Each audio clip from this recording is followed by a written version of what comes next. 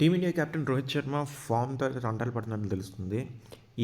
ఈ సిరీస్‌లో అయితే ఒక్క మంచి ఇన్నింగ్స్ కూడా అతని దగ్గర నుంచి రాలేదు. అండ్ తాజాగా బ్యాటింగ్‌కి చాలా అనుకూలంగా ఉన్న మెల్బోర్న్ మైదానంలో కూడా ఫస్ట్ ఇన్నింగ్స్‌లో రోహిత్ శర్మ అయితే తేలిపోయాడు. ఆఫ్ సైడ్ పడిన బంతిని లెగ్ సైడ్ షాట్ కొట్టేందుకు ప్రయత్నించి వికెట్ అయితే ఇచ్చేశాడు. సో కేవలం 3 రన్స్ అంటే స్ట్రెయిట్ కట్‌లో ఒక 3 రన్స్ అయితే తీసి నెక్స్ట్ అయితే అవుట్ అయిపోయాడు.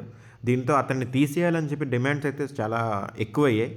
కెప్టెన్సీ కూడా బుమ్రాకి గానీ లేదా వేరే ప్లేయర్‌కి గానీ ఇవ్వాలి అని చెప్పి సూచనలు అయితే ఇస్తున్నారు. అండ్ ప్రెజెంట్ సిడ్నీలో జనవరి 3న ఆస్ట్రేలియాతో 5th టెస్ట్ అయితే జరుగుతుంది. సో ఇప్పుడు బ్యాటింగ్‌లో ఇబ్బంది పడుతున్న రోహిత్ శర్మ దీని తర్వాత రిటైర్మెంట్ ఇవ్వాలని చెప్పి అయితే చాలామంది అతన్ని ఫోర్స్ చేస్తున్నారు. అండ్ చాలామంది మాజీలు అయితే చెప్తున్నారు. అండ్ ఇప్పుడు రోహిత్ శర్మకి అయితే అత్యంత క్లిష్ట సమయం నడుస్తుంది. బాక్సింగ్ డే టెస్ట్‌లో ఇంకా రెండో ఇన్నింగ్స్ ఉంది. అలాగే సిడ్నీ మ్యాచ్ కూడా ఆడాల్సి ఉంది. సో ఈ రెండు కూడా విఫలమైతే ఇంకా క్వశ్చన్స్ అయితే పెరుగుతాయని చెప్పి సునీల్ గవాస్కర్ అయితే చెప్పడం జరిగింది. అండ్ రోహిత్ శర్మ బ్యాటింగ్ తీరు అస్సలు బాగాలేదు. చాలా ఆలస్యంగా షాట్స్ అయితే ఎంపిక చేసుకుంటున్నాడు. అండ్ బంటిని హుక్ చేయడం అండ్ పుల్ షాట్లు కొట్టడంలో చాలా బాగా ఆడతాడని తెలుసు. బట్ ఇప్పుడు అతడు అసలు నిబద్ధతతో అయితే బ్యాటింగ్ చేయలేకపోతున్నాడు అని చెప్పి అయితే ఆస్ట్రేలియా మాజీ కెప్టెన్ రికీ పాంటింగ్ అయితే చెప్పారు. అండ్ సెకండ్ అండ్ థర్డ్ టెస్ట్లో మిడిల్ ఆర్డర్లో వచ్చారు. ఎందుకంటే మనకి కేఎల్ రాహుల్ ఓపెనర్గా అయితే చాలా బాగా ఆడడం వల్ల అతన్ని మార్చకుండా రోహిత్ శర్మ అయితే 6th ప్లేస్లో రావడం జరిగింది. ఇప్పుడు అక్కడి నుంచి అతను ఆ ప్లేస్లో ఆడలేదని చెప్పి ఓపెనర్గా వచ్చాడు. ఓపెనర్గా వచ్చినా కూడా ఇన్నింగ్స్ని ప్రారంభించి అండ్ ప్రజెంట్ ఇంత తక్కువ స్కోర్కి ఆల్అవుట్ ఇంకా తక్కువ స్కోర్కి మనకి ఫస్ట్లోనే అవుట్ అయిపోవడం అండ్ దాని తర్వాత టీమిండియాకి ఒక భారంగా మారడం అనేది విమర్శలను అయితే ఎదుర్కోవాల్సి వస్తుంది. సో ఈ మ్యాచ్లో శుభ్మన్ గిల్ని పక్కన పెట్టి మరీ రోహిత్ ఓపెనర్గా వచ్చాడు. కేఎల్ రాహుల్ని 1 డౌన్ పంపించాడు. సో కేఎల్ రాహుల్ 1 డౌన్లో వచ్చినా మనకి బాగానే ఆడాడు. అండ్ ఓపెనర్గా వచ్చినప్పుడు అయితే చాలా బాగా బౌలింగ్ని అయితే ఎదుర్కొన్నాడు. సో రోహిత్ స్థానం పైన మరోసారి అయితే ప్రశ్నలు అయితే మొదలయ్యాయి. సిడ్నీ టెస్ట్లో కూడా బాగా ఆడకపోతే టెస్ట్ కెరీర్ని ఎండ్ చేయాలని చెప్పి చాలామంది అయితే సూచిస్తున్నారు. ఎందుకంటే 2023 వరల్డ్ కప్ ఎండ్ అయిన తర్వాత దగ్గర నుంచి రోహిత్ శర్మ దగ్గర నుంచి ఒక్క మంచి ఇన్నింగ్స్ కూడా రాలేదు. అండ్ ఇలాగే కంటిన్యూ అయితే మాత్రం చాలా కష్టం. తనకి ఆల్రెడీ యంగ్ ప్లేయర్స్ అయితే చాలామంది రెడీగా ఉన్నారు అతని ప్లేస్ని రీప్లేస్ చేయడానికి. సో చూడాలి రోహిత్ శర్మ ఏం డిసైడ్ చేసుకుంటాడనేది. అండ్ మ్యాచ్ గురించి వచ్చేసరికి బాక్సింగ్ డే టెస్ట్లో లాస్ట్ ఫ్యూ ఓవర్స్ ముందు వరకు అంటే 2-3 ఓవర్స్ ముందు వరకు కూడా ఇండియా మంచి స్ట్రాంగ్ పొజిషన్లో అయితే ఉంది. ఏంటంటే ఒక్కసారి చూసేసరికి ఆస్ట్రేలియా బ్యాటర్స్ అయితే స్టార్టింగ్లో విజృంభించి అయితే ఆడారు.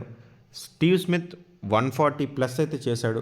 సో ఇది చూసిన తర్వాత మనకి నిజంగా బ్యాటింగ్ పిచ్చి చాలా బాగుంది. మన వాళ్ళు కూడా చాలా బాగా బ్యాటింగ్ చేస్తారని చెప్పి అయితే అనుకున్నట్లుగానే చూసేసరికి ఇన్నింగ్స్ అయితే చాలా బాగా స్టార్ట్ అయింది. సో ఫస్ట్లోనే రోహిత్ శర్మ అయితే త్రీ రన్స్కి అవుట్ అయిపోయినా కేఎల్ రాహుల్ అండ్ యశస్వి జైస్వాల్ ఇద్దరు కూడా చాలా బాగా ఆడారు. సో కేఎల్ రాహుల్ కొంతసేపు తర్వాత 24 రన్స్కి అవుట్ అయిపోయిన తర్వాత కేఎల్ రాహుల్ జైస్వాల్ 43 రన్స్ అయితే పార్ట్నర్షిప్ ఉంది. అండ్ దాని తర్వాత కమిన్స్ని బౌలింగ్లో తెచ్చిన తర్వాత కేఎల్ రాహుల్ కమిన్స్ బౌలింగ్లో అద్భుతమైన బౌల్డ్ అయితే అయిపోయాడు. దాని తర్వాత విరాట్ కోహ్లీ 36 రన్స్ యశస్వి జైస్వాల్తో మంచి పార్ట్నర్షిప్ అయితే బిల్డ్ చేశాడు. అండ్ వీళ్ళిద్దరూ అయితే ఆస్ట్రేలియా బౌలింగ్ని ఈజీగా ఎదుర్కొన్నారు. అండ్ 100 రన్స్ పార్ట్నర్షిప్ తర్వాత యశస్వి జైస్వాల్ బౌలింగ్లో మిడ్ ఆన్ వైపుగా బాల్ని కొట్టి నాన్ స్ట్రైకర్ ఎండ్లో ఉన్న కోహ్లీ వైపు పరిగెట్టాడు. బట్ కోహ్లీ అయితే దాన్ని రెస్పాండ్ అవ్వలేదు. దానివల్ల యశస్వి జైస్వాల్ అయితే రన్అట్ అవ్వడం జరిగింది.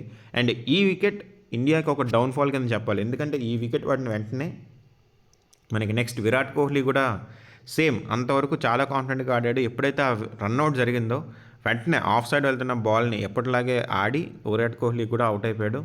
అండ్ దాని తర్వాత మనకి యశస్వి జైస్వాల్ విరాట్ కోహ్లీ ఇద్దరూ అవుట్ అయిపోవడం, దాని తర్వాత నైట్ వాచ్మెన్గా వచ్చిన ఆకాష్ దీప్ కూడా పరుగులేమి తీయకుండా అంటే డక్అవుట్గానే అవుట్ అయిపోవడం. సో లాస్ట్లో ఈ 3 వికెట్లను కోల్పోవడంతో ఇండియా అయితే 5 వికెట్స్కి 164 రన్స్ అయితే చేసింది. ప్రెజెంట్ అయితే క్రీజ్లో రిషబ్ పంత్, రవీంద్ర జడేజా ఉన్నారు. సో ఆస్ట్రేలియా బౌలర్లో అయితే కమిన్స్ అండ్ బోలాండ్ రెండు వికెట్లు అయితే తీశారు. ఫస్ట్ ఇన్నింగ్స్లో ఆస్ట్రేలియా 474 రన్స్ అయితే చేసింది. టీమిండియా ఇంకా 310 రన్స్ అయితే వెనకంజలో ఉంది. ఫాలో ఆన్ తప్పించుకోవాలనుకుంటే ఇంకా 111 రన్స్ అయితే చేయాలి. పిచ్ అయితే బ్యాటింగ్కి చాలా అనుకూలంగా ఉంది. రేపు థర్డ్ డే, సో ఇంకా 3 డేస్ మ్యాచ్ అయితే ఉంది. ఇండియా అయితే చాలా జాగ్రత్తగా ఆడాల్సిన అవసరం అయితే ఉంది. అనవసరంగా వికెట్లను పారేసుకొని ఇలా ఆడితే మాత్రం ఈ మ్యాచ్ కూడా పోయే ఛాన్స్ అయితే ఉంది. మంచి బ్యాటింగ్ పిచ్, బాగా ఆడి మ్యాచ్ని గెలవాల్సి ఉంటుంది. కనీసం డ్రా చేసుకున్నా కూడా కనీసం మనకి డబ్ల్యూటీసీకి ఛాన్స్ అయితే ఉంటుంది. సో ఓడిపోతే మాత్రం డబ్ల్యూటీసీ నుంచి బయటకు అయితే వెళ్ళిపోవాలి. సో విరాట్ కోహ్లీ అండ్ రోహిత్ శర్మ ఇద్దరు కూడా ఫెయిల్ అవుతున్నారు ఫ్రీక్వెంట్గా. సో ఈ ఫెయిల్యూర్ వల్ల టీమిండియాకి అయితే చాలా ఇబ్బందిగా అయితే ఉంది. సో చాలామంది ఏమంటున్నారంటే మన అశ్విన్ రిటైర్మెంట్ తీసుకున్నారు కదా, అశ్విన్ కాదు రోహిత్ శర్మ రిటైర్మెంట్ తీసుకోవాలని అయితే చాలామంది అంటున్నారు.